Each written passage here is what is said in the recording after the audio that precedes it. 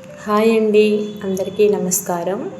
ఈరోజు నేను రామదేవుని పూజ ఆఖరి ఆదివారం చేసుకుంటున్నానండి. ఈ పూజ 5 లక్షవారాలు 5 ఆదివారాలు మాఘమాసంలో మొదలుపెట్టి చేస్తామండి. ఇది నాకు ఆఖరి ఆదివారం. ఈ వాళ్ళతో రామదేవుని పూజ ఈ సంవత్సరానికి పూర్తయిపోతుందండి.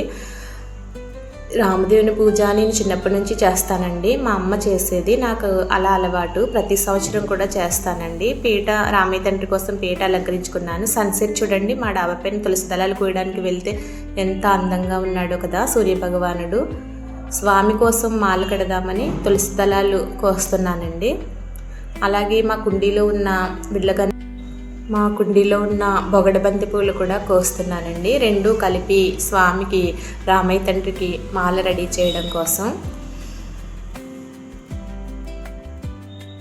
మాల రెడీ చేస్తున్నానండి. స్వామికి అలంకరించడానికి మాల కడుతున్నాను.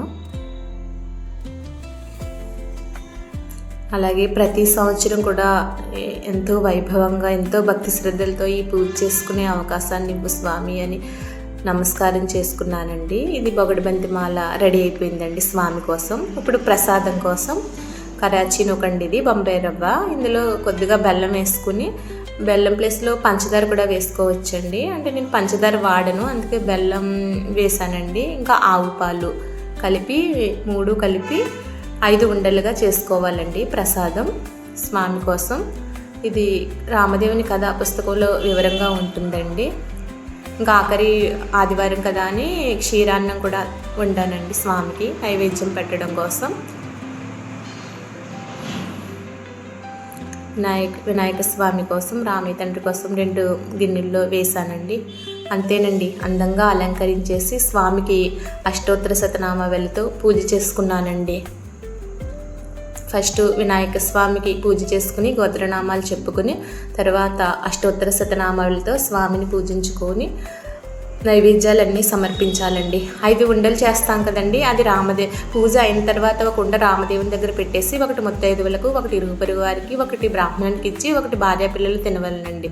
ఇలా 5 లక్షవారాలు 5 ఆదివారాలు పూజ చేసుకోవాలండి. స్వామి ఎంతో అందంగా ఉన్నారు కదా.